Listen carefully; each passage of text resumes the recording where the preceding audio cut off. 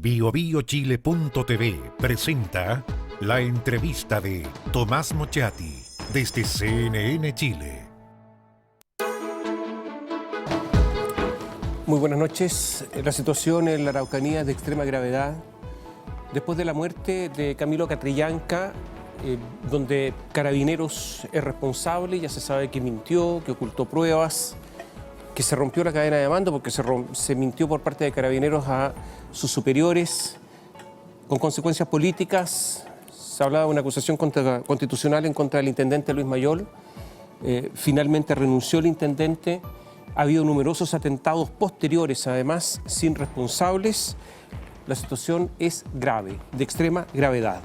Vamos a tomar contacto con la Araucanía, vamos a tomar contacto con Consuelo Contreras. Ella es directora del Instituto Nacional de Derechos Humanos, instituto que ha presentado querellas criminales en relación a este caso. Muy buenas noches. Buenas noches, Tomás. Muchas gracias por esta entrevista a la distancia. Nosotros estamos en los estudios en Santiago y usted ahí en la Araucanía. Partamos desde el comienzo. ¿Cuál es la información que el instituto tiene, que ustedes tienen, acerca de la muerte de Camilo Catrillanca? Bueno, la primera información es posterior a la muerte de Camilo Catrillanca. Se nos informa a la Oficina Regional de la Araucanía de lo que había sucedido, y el equipo se traslada en conjunto con uno de los consejeros del instituto, el consejero José Elwin. Se trasladan al CEFAM de Ercilla. En ese lugar estaba el cuerpo de Camilo Catrillanca.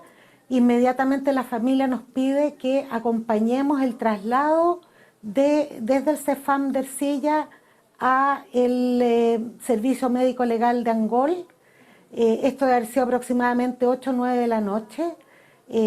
Hicimos algunas gestiones con el instituto, con el Ministerio de Justicia y la Subsecretaría del Interior, con el fin de que el resguardo del traslado de Ercilla a Angol no fuera custodiado por Carabineros, sino que por la Policía de Investigaciones.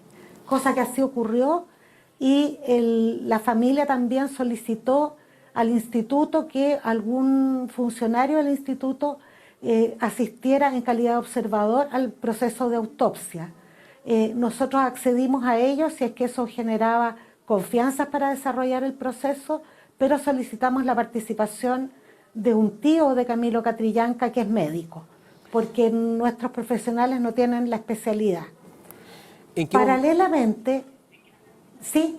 Sí, ¿en qué momento ustedes se dan cuenta que Camilo Catrillanca tiene un disparo en la parte posterior de la cabeza? Durante la autopsia.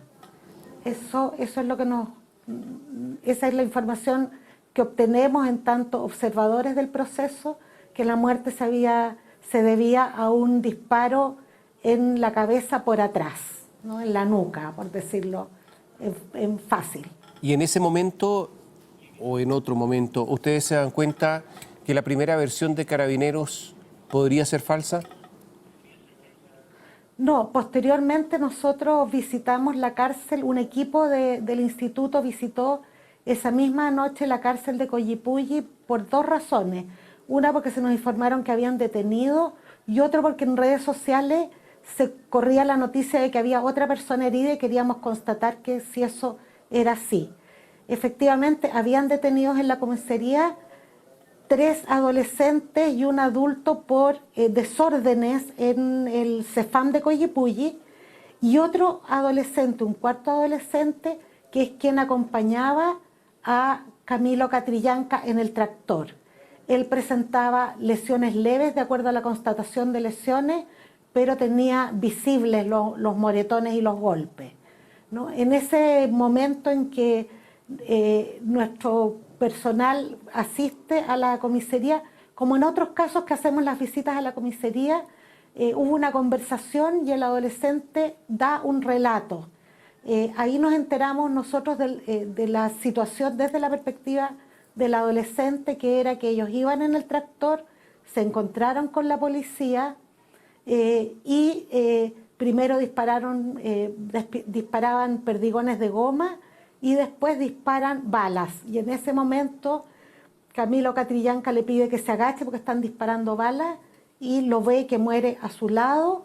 Después baja del tractor con los brazos en alto, lo golpean, lo suben a un carro policial, lo siguen golpeando al interior del carro policial, lo amarran con esposas de plástico, dice él, con algún material plástico en las manos y lo llevan a la comisaría en calidad de detenido inculpado del delito de receptación.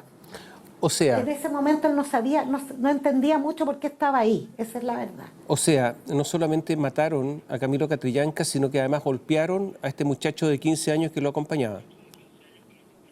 Así es, nosotros por esa razón, al día siguiente, quiero decir antes que yo tengo una experiencia de 30 años trabajando en materia de derechos humanos de niños, niñas y adolescentes sometidos a situaciones de violencia extrema, no solo maltrato físico, abuso sexual, explotación sexual comercial, sino también niños que viven en zonas conflictivas de poblaciones donde hay violencia en los territorios y por lo tanto, si algo he aprendido durante mi vida laboral es que cuando un niño, niña o adolescente se ve enfrentado a una situación de violencia fuerte, profunda, como este caso, ¿no? Ve morir a una persona, es golpeado, es detenido, no tienen tiempo, no tienen el espacio para inventar una historia coherente. Por lo tanto, son estos relatos tomados a tan poco tiempo de ocurridos los hechos, para nosotros son relatos muy creíbles y nosotros le creímos inmediatamente al niño lo que él señaló. Nosotros al otro día, en la audiencia de control de detención de este adolescente, tuvimos más antecedentes de los hechos. El juez de garantía decreta que la detención fue ilegal, ya que la fiscalía no logra probar ninguna participación del adolescente en el delito de los robos de auto. Lo único que presenta la fiscalía en ese momento es una denuncia telefónica anónima y el relato de 4 policías todos juntos. Lo que es muy extraño, las declaraciones son individuales, no son grupales, ¿no? Y por lo tanto el juez establece que no hay antecedentes suficientes para señalar para que fundamenten la detención del adolescente. ¿En qué momento? En esa misma audiencia. Sí, está bien. En esa misma audiencia, se abrió una nueva causa más en la línea del adolescente como víctima y testigo de una situación, y nosotros solicitamos una medida de carácter cautelar que impidiera que Carabineros se acercara al adolescente. Eso es una primera situación. Posteriormente, considerando que todo lo vivido por el adolescente, la muerte, que podría haber sido él, pero ve morir a su lado a una persona, los golpes, la detención, el contexto completo para nosotros constituye el delito de tortura, que para nosotros la pérdida de la vida a manos de agentes del Estado y la tortura a manos de agentes del Estado bajo custodia del Estado son delitos gravísimos en materia de derechos humanos. Por lo tanto, nosotros presentamos el día viernes una querella por tortura en contra de quienes resultan responsables.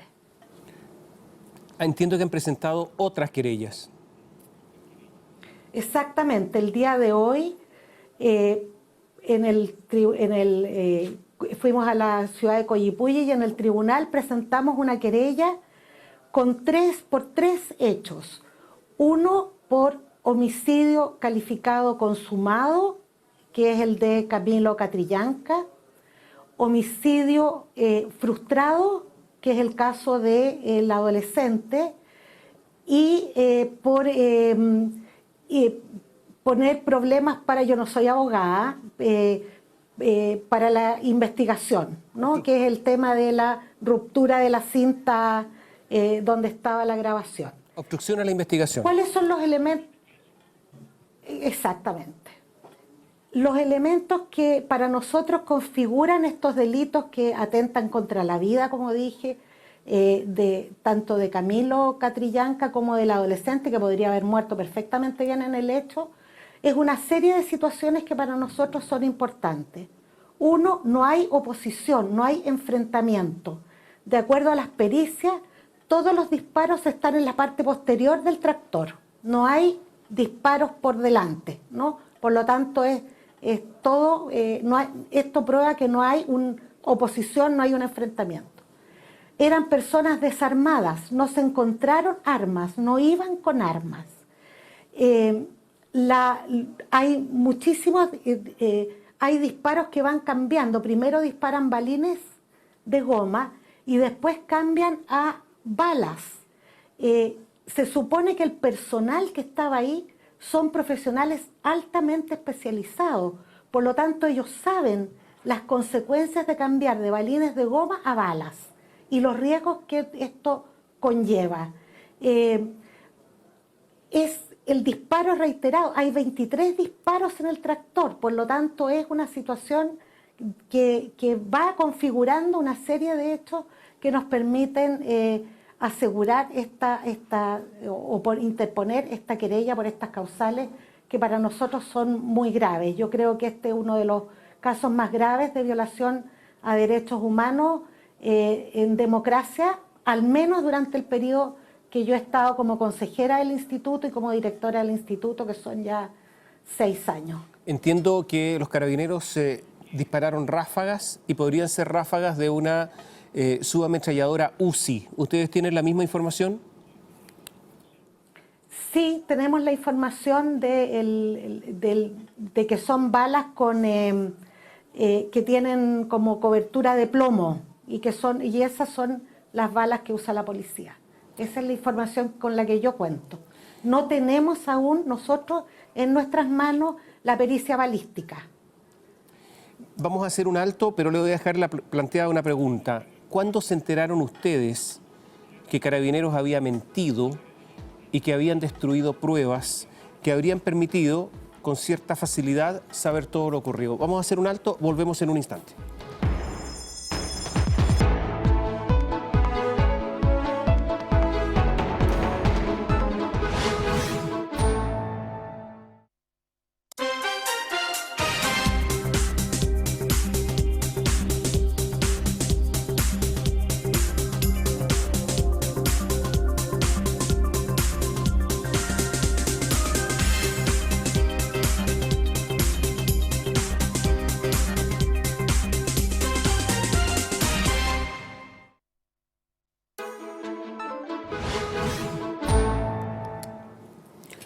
Conversamos con Consuelo Contreras, directora del Instituto Nacional de Derechos Humanos, que se encuentra en estos instantes en los estudios de Universidad Autónoma TV en Temuco.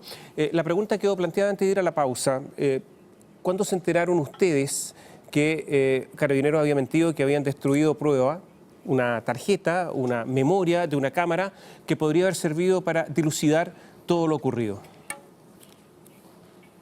Bueno, el día jueves en la mañana yo recibí en mi oficina un informe que es un informe interno donde señalando las actividades que había realizado el instituto en este caso y contenía parte del relato del adolescente que estaba detenido. Como yo le decía, tengo una trayectoria de 30 años trabajando en materia de derechos de la niñez y leyendo ese relato y contrastando con lo que decía la policía, inmediatamente nos preocupamos porque habían cuestiones contradictorias. El adolescente señala que sacaron el chip, él dice cambiaron la cinta, ¿no? Él relata ahí que hubo un cambio en la cámara que estaba filmando el hecho. Y además su relato indicaba que ellos no tenían participación alguna del hecho del robo, que iba por ese es un delito común que va por otro carril. Gravísimo, pero va por otro carril. Y al empezar a escuchar las declaraciones de Carabineros y de las autoridades, nos preocupamos mucho. Yo tuve una reunión el mismo día jueves en la mañana con una reunión informal de pasillo, en realidad una conversación de pasillo, con el ministro Moreno y el ministro Larraín y les planteé la preocupación que tenía respecto de esta situación, que había inconsistencia en los relatos, y ellos estuvieron muy disponibles a lo que yo les planteé, que era que en este caso había que llegar a la verdad a fondo y rápido, sin proteger a nadie, sin protecciones corporativas.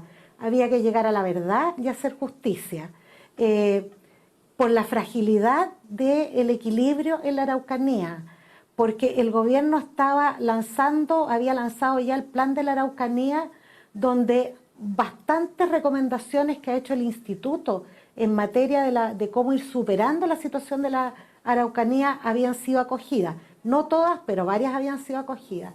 Y ellos se mostraron muy disponibles a efectivamente llegar al fondo de esta situación porque se veía confusa.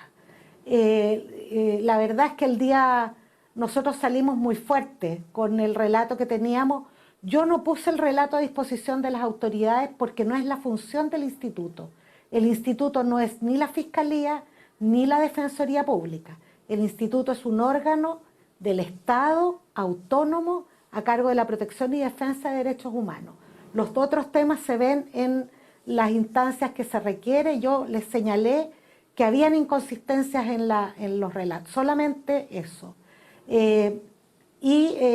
Nos alegramos mucho el día domingo cuando escuchamos temprano en la mañana el cambio en la versión de las autoridades de gobierno, y lo que sí nos pareció gravísimo es que funcionarios de Carabineros le mintieron no solo al general director, sino que al mando superior, que es el ministro del Interior, y eso le suma y le añade una complejidad más a este caso.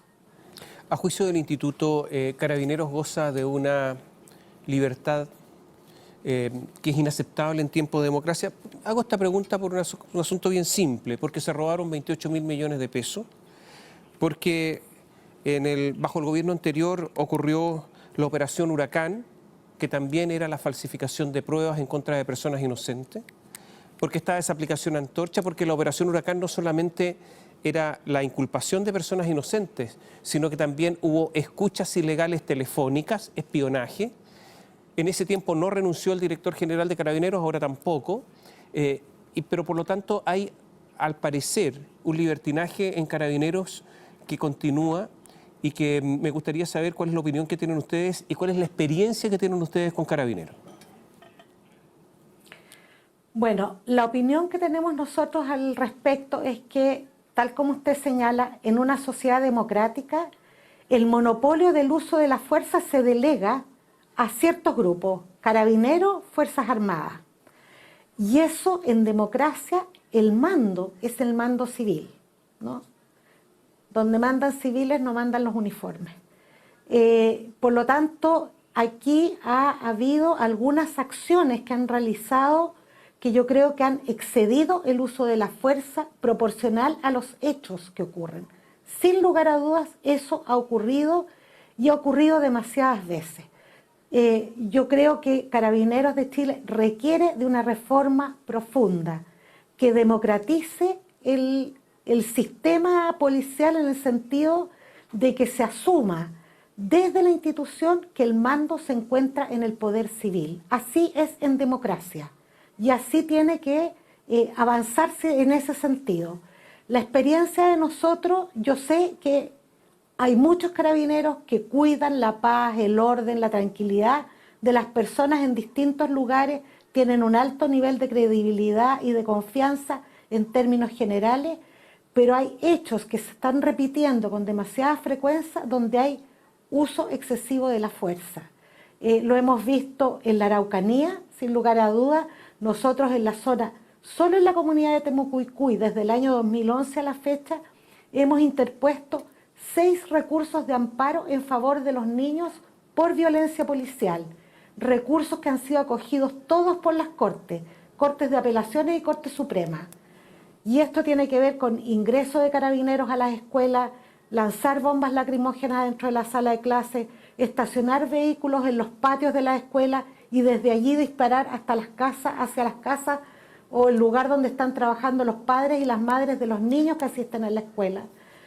Hemos visto en la marcha, nosotros hacemos observación a las marchas de movimientos sociales, no de todas, pero aleatoriamente hacemos en todo el país. También hemos visto que se exceden los protocolos. Los protocolos tienen un proceso de aplicación de la fuerza. No es el balazo inmediatamente, tiene que haber pasos sucesivos cuando las manifestaciones pueden terminar en desórdenes. Hemos visto la aplicación de gases lacrimógenos como primera medida cuando no debe ser la primera medida. Hemos visto también bastante violencia al interior de las escuelas. Yo la semana pasada me reuní con personas del Centro de Padres del INBA, del Instituto Barros Arana, donde además hay internos 200 niños que viven ahí, más todos los niños que van a clase, y los apoderados están muy preocupados del ingreso de carabineros permanentemente a la escuela, de la detención de niños, de los golpes a los niños, cuestión en la que también estamos muy preocupados. Consuelo, estamos terminando el programa. Por lo tanto, sí. Ha habido un...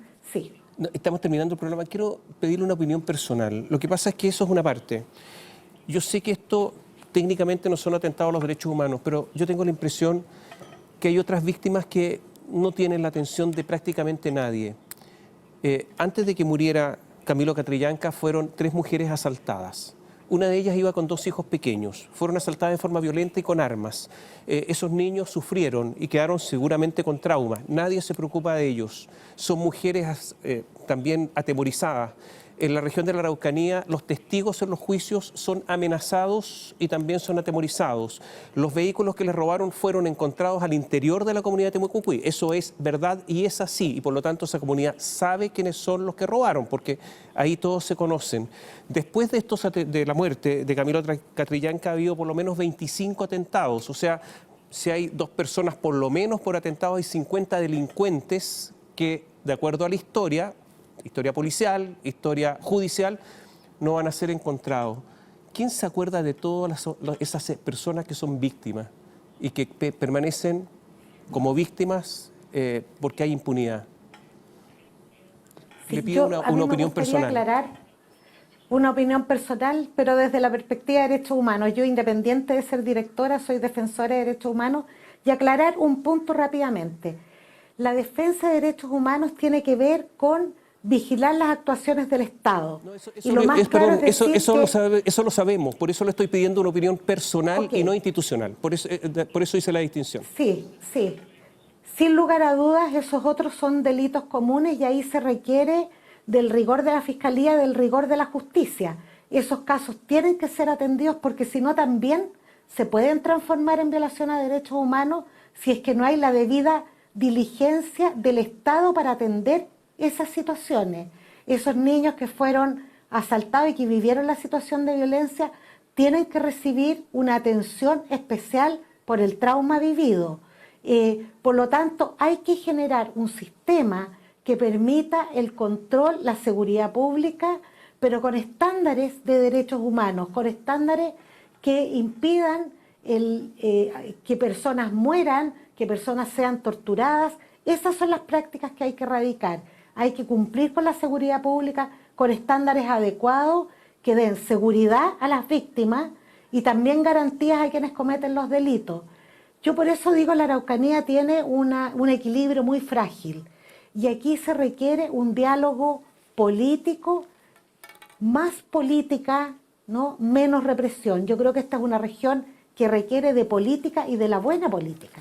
Diálogos políticos profundos con autoridades que tengan voluntad de a los acuerdos que se llegan, darles pronta solución y ir avanzando en las metas que se requieren para que esta región viva en paz. Consuelo, eso es lo más importante. El camino es la paz. Consuelo, muchas gracias, se nos ha ido el tiempo. Gracias por atendernos y por tener este diálogo desde Santiago, aquí en los estudios de CNN Chile, y ustedes allá en Universidad Autónoma TV. Muchas gracias. Muchas gracias a usted, Tomás. Gracias, muy buenas noches. Y a ustedes, gracias por seguirnos. Muy buenas noches.